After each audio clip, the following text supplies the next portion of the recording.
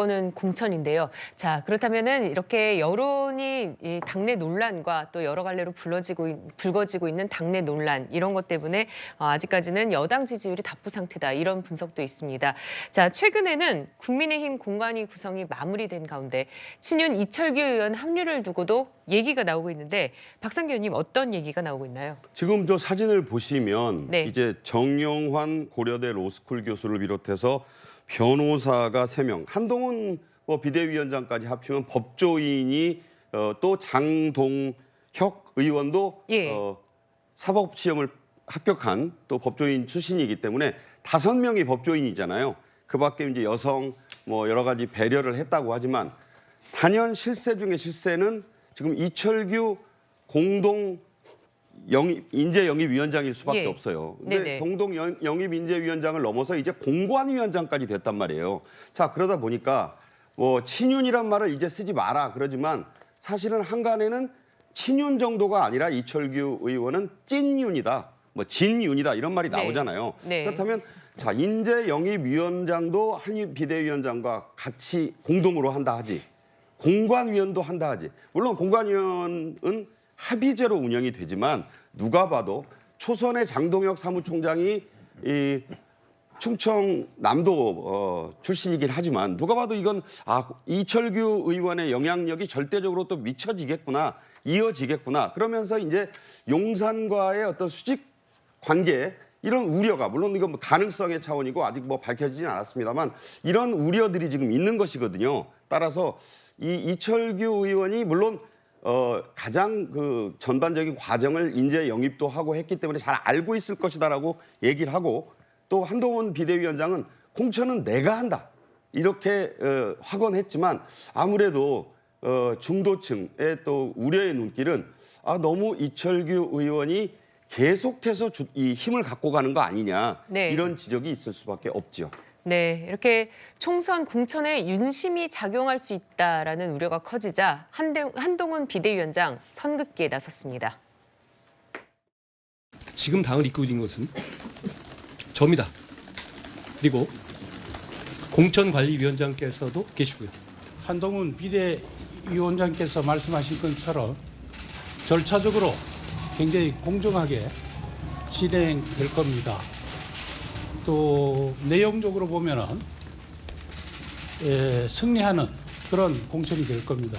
제가 윤 대통령이나 그 한동훈 위원장하고 특별히 개인적인 그런 거 없잖아요. 여러분들 믿어주십시오. 그냥 쿨하게 할게요. 네, 이철규 의원을 놓고서 용산의 공천이 될 것이냐 아니면 한동훈 비대위원장의 공천이 될 것이냐 이런 얘기가 나오고 있는데요. 이현정 의원님 어떻게 보십니까? 근데 우리가 역대 어떤 집권 여당을 보면요. 대통령이 공천에 영향을 안 미친 적이 있었나요? 그거는 네. 우리 대통령제 하에서 사실은 어쩔 수 없는 지금 상황입니다. 왜냐하면 집권 여당과 그다음에 대통령과의 관계를 탈당하지 않는 이상 떨어져 놓고 생각할 수가 없는 거 아니겠습니까? 예. 그러면 결국 대통령 권력이 실적으로 어떤 당에도 영향을 미친다는 거 누구도 부인 못할 겁니다. 그리고 역대 이 집권 여당의 공천 대부분 다 이제 그런 식으로 이어져 왔는데 문제는 이제 정도의 문제겠죠. 네. 아시겠지만 이제 박근혜 대통령 시절에 친박, 진박 이런 것 등등 하면서 예. 했고 또 이명박 대통령 시절에도 똑같은 일들이 벌어졌습니다. 자, 그러니까 지금 대통령 측근이라는 이유로 너무나 어떤 공천에서 일방적인 어떤 걸 하게 될 경우에 그 반발이 커지고 그게 이제 공천 분란으로 이어지고 결국 이제 옥새 들고 날고 이런 현상까지 벌어졌지 않습니까? 이제 과연 그 정도를 얼마만큼 유지할 것인가 이게 저는 관건인 것 같아요. 예. 아예 대통령이 개입 못한다? 그러면 사실은 이거는 집권 여당이 아닌 거죠. 그러니까 이 대통령의 영향을 행사할 수는 있지만 그 정도의 차이, 저는 그것의 어떤 적절한 그 선을 유지하는 거, 저는 그게 중요하다고 봐요. 또 하나는 네. 대통령 측근이라는 사람들이 뭔가 이제 좀 험지라든지 또 선거에 어려운 지역이라든지 이런 곳에 적극적으로 나서서 뭔가 할 수 있느냐. 좋은 곳만 가서 전부 다 예를 들어서 국민의힘 같으면 강남이나 서초나 당선이 확실한 TK나 이런 데만 간다 그러면 이건 굉장히 반발이 일 수가 있죠. 예. 근데 문제는 그런 분들이 사실상 어떤 어려운 지역 가서 싸운다 그러면 그건 별 문제가 안 될 겁니다. 그러니까 우리가 좀 더 문제를 대통령 공천이 무조건 문제다라고 보기보다는 실제로 대통령이 공천에 개입할 수밖에 없는데 문제는 그 개입하는 공천이 당선이 확실한 곳, 또 너무나 좋은 곳 이런 곳만 집중될 경우에 이거는 문제가 생길 수 있다는 거거든요. 이제 그거를 얼마만큼 이제 공천관리위원장이나 한동훈 지금 비대위원장이 통제하고 적절하게 분배할 수 있느냐. 바로 거기에 저는 포인트가 있다고 봐요. 그러니까 지금 대통령실에서 나오고 있는 뭐 대통령 측근들이 전부 다 뭐 강남 가고 뭐 서초 가고 TK 간다. 만약 이런 식으로 되면 굉장한 반발심이 있을 겁니다. 근데 문제는 이런 분들이 빨리 어떤 면에서 보면 좀 험지나 이런 곳에 간다고 그러면 저는 공천 분란을 줄일 수 있지 않을까 그렇게 보고 있습니다. 네, 그런데 이렇게 말씀을 해주셨는데 대통령실 참모진 등 윤석열 정부 인사들이 이른바 또 양지를 선호한다 이런 비판의 목소리가 계속해서 나오고 있는데 최진봉 교수님 어떻게 보십니까? 이거 잘못된 거죠. 그러니까 대통령실에 있었던 분들 또 정부에서 주요 직책을 맡았던 분들은 혜택을 본 분들이잖아요. 그래서 사실은 그걸 이용해서 선거에 지금 뛰어든 건데 이런 분들이 또 양지를 가겠다고 그러면 말이 안 되는 거예요. TK, PK, 뭐 강남 지역, 송파 이런 데 가면 안 되는 거죠. 왜냐면 사실은요 거기서 오랫동안 지역을 다지고 또 새로운 인물들이 출마하려고 준비하는 분들도 많잖아요. 네. 그런 분들이 있는데 대통령실에 근무했던 그 자기한테 그 혜택이에요. 다른 사람에 비교하면. 그리고 정부 요직에서 뭐 장관을 하든 차관을 하든 이런 역할을 했던 분들이 이제는 솔선수범해서 좀 어려운 데 가고 민주당 의원들이 당선된 곳에 가서 거기서 같이 경쟁을 하겠다고 얘기하는 게 맞지. 자기들이 거기에 있었으면서 또 좋은 자리를 가겠다. 당선 가능성이 높은 곳에 가겠다. 이건 말이 안 되는 거예요. 그리고 그 국민의힘 의원들이나 현직 의원들이나 아니면 당협위원장들이 이걸 어떻게 보겠습니까 대체. 그리고 가서 또 대통령 열심히 팔아가지고 선거운동 하지 않겠어요? 그런 모습을 보면 저런 모습이 결국은 기득권이 되는 거예요. 그리고 저게 바로 윤석열 정부의 부담이 되는 거고요. 저런 모습으로 해서 대통령 후광 입어가지고 좋은 자리 가서 또 국회의원하고 이런 모습을 보이는 것을 국민들이 과연 어떻게 보겠습니까? 그래서 저는 저렇게 만약에 이제 장차관 했던 분들이나 아니면 뭐 대통령실에 근무했던 분들은 좀 어려운 지역에 가서 열심히 싸워줘야 그것이 결국은 윤석열 정부에도 부담을 줄여주는 부분 아니겠어요? 그런 점들이 필요한데 그러지 않게 보여서 예. 좀 안타깝다고 생각합니다. 네. 자, 이런 가운데 국민의힘 총선 작업도 빨라지고 있습니다. 어제 추가 영입 인사를 발표했는데 전상범 전 판사, 현직 판사 신분으로 입당을 논의한 게 아니냐 이런 지적이 나오고 있는데 정혁진 변호사님 어떻습니까? 일단 전상범 판사가 사법시험 44회니까 네. 법조인 생활 20년 가까이 했을 거고요.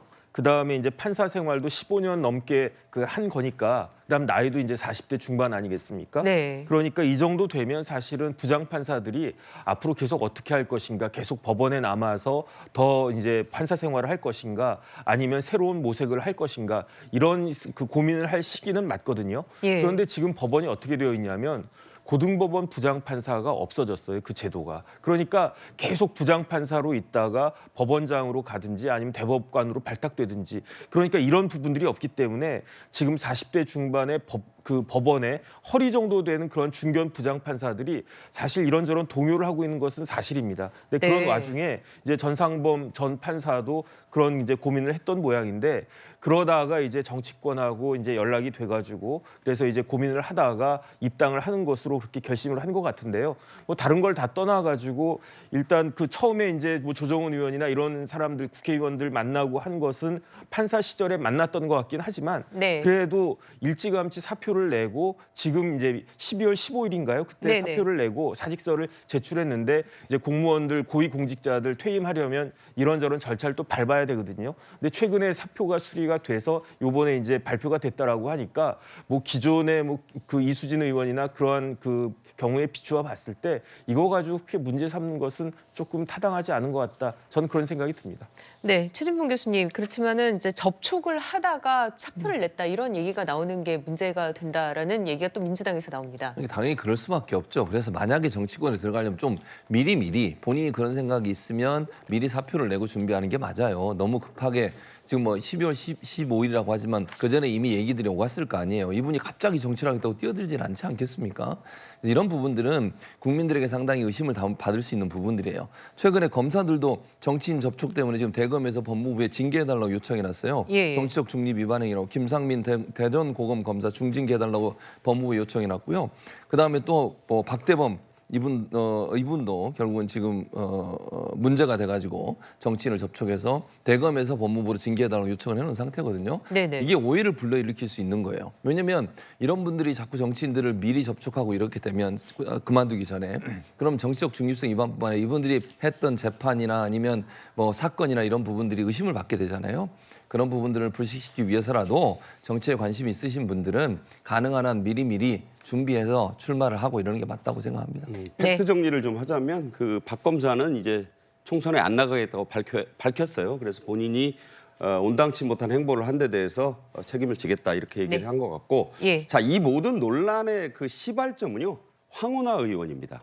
잘 아시다시피 현직 경찰관의 신분으로 90일 전에만 사표를 내면 된다. 그 법은 맞아요. 그런데 그때 이제 사표와 재판이 걸려 있었는데 본인이 그냥 출마하겠다고 했고, 이것이 이제 대법원에서 인정이 됐기 때문에 출마한 거 아닙니까? 그게 잘못됐다는 게 아니라 그렇게 하다 보니까 너도 나도 황운하는 나갔는데 왜 나는 못 나가? 이런 것들이 이게 여야 할 것 없이 공유가 됐다는 데 문제가 있다고 봐요. 그래서 네. 어떤 이 여야가 어떤 특정인의 문제를 삼자는 것이 아니라 이제 문제가 이 규정들이 있잖아요. 뭐 재판에 걸렸거나 징계 중이면 그 정치적 행위를 하면 안 됩니다. 그것은 이 법률 이전에 어떤 내규도 있는 것이고 그 사회 그 조직 사회 내부의 어떤 문화에도 관계가 있는 것이기 때문에 이런 것들을 보완하는 입법이 조속히 총선 후에라도 아니면 그 이전에라도 마련이 돼야 할 것이다. 그리고 지금 잘못된 처신을 한 검사 판사들 많거든요. 네네. 여당에 좀 더 많은 것 같은데 이런 분들은 빨리 거취를 정리를 해서 깔끔하게 처신하는 게 맞다고 봅니다. 네.